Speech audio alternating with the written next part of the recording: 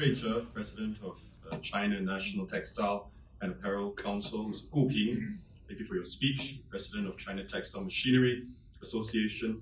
Mr. Charles Bodon, Chairman of ITMA Services. Excellencies, ladies and gentlemen. For many of you who have come to Singapore and visited Singapore, it's a very, very busy week, so thank you for coming. I think Changi is doing a lot of welcoming a lot of visitors this week.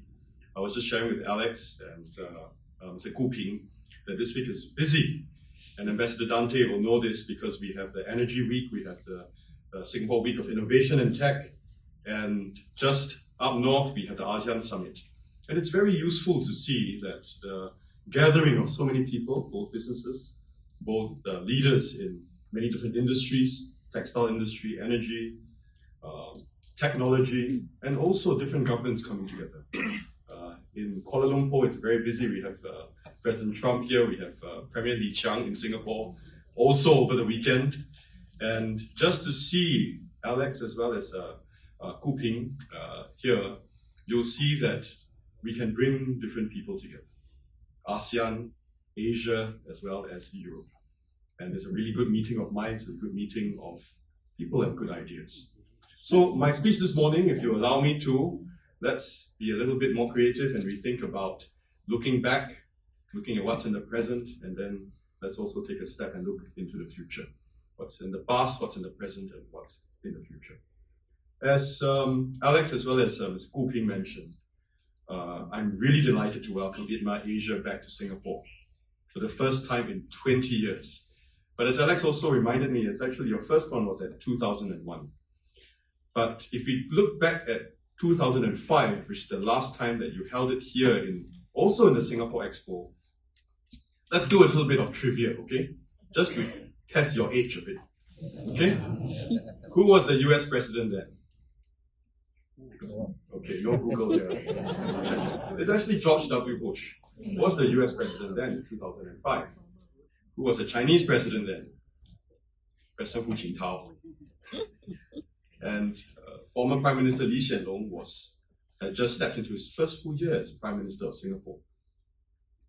Many of you now have your phones, but then in 2005, the hottest gadgets, do you remember what it was?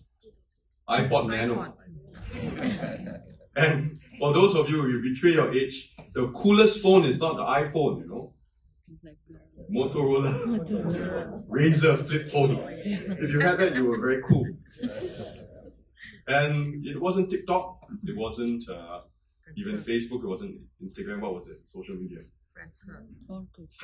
It betrays your age. Friendster, yes, I know that also, but it's MySpace and Friendster and many others. It's a predecessor to Facebook and Instagram and now TikTok. What were the popular movies then? Well, it's actually Batman Begins, Star Wars, Revenge of the Sith.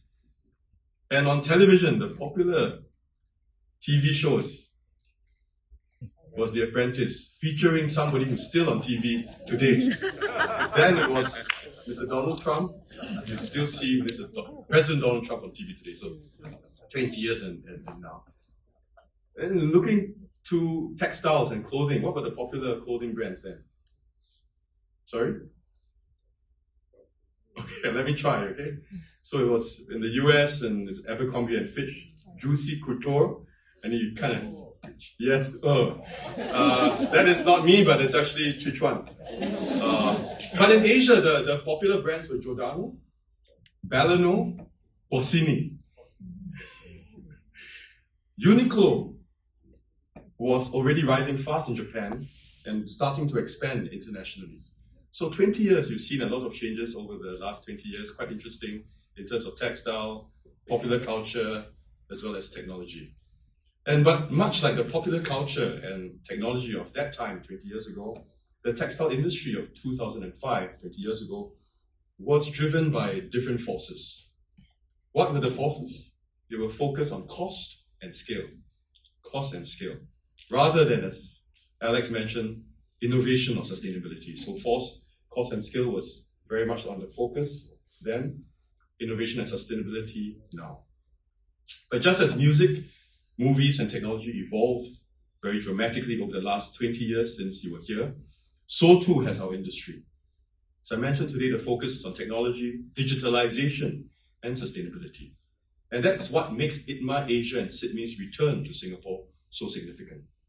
And so from the past, let's come into the present. It is really a homecoming of sorts for the textile industry. And the event has grown, in fact, immensely. 800 exhibitors from 30 countries spread across all 10 halls. Sylvia, you showed me the map. All 10 halls of Singapore Expo. And we expect about over 30,000 attendees to visit the 70,000 square meter space. Experiencing the latest that all of the exhibitors have to offer in terms of technology across the textile and garment value chain. And the scale of this event reflects the growth of the region's textile industry and Singapore's position as a leading MICE center in Asia. Today, our region, the Asia Pacific, accounts for over 60% of global textile production and consumption.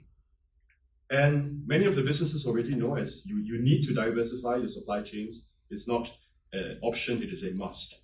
And as you diversify your supply chains beyond your traditional centers, Southeast Asia, where we are at here right now, has become a critical hub for manufacturing and innovation-led as well as tech-driven production. And across this region, you will see that companies are already deploying smart manufacturing, automation, recycling technologies, circular design, and zero-waste production. In fact, over the last couple of weeks, we had here as well, ITMA Asia, focused very much on the latest technologies for smart manufacturing as well as precision engineering. So it's the heart of Asia where a lot of this innovation is incubating and then being promulgated across, not just Asia, but across the world. And this mirrors, as I mentioned, the textile industry mirrors this broader Industry 4.0 transformation and reflects the demands of a world that increasingly values sustainability. I was just on the way here and I heard UN Secretary General Antonio Guterres talking about the importance, the continued importance of sustainability leading up to COP30 in Belém in Brazil.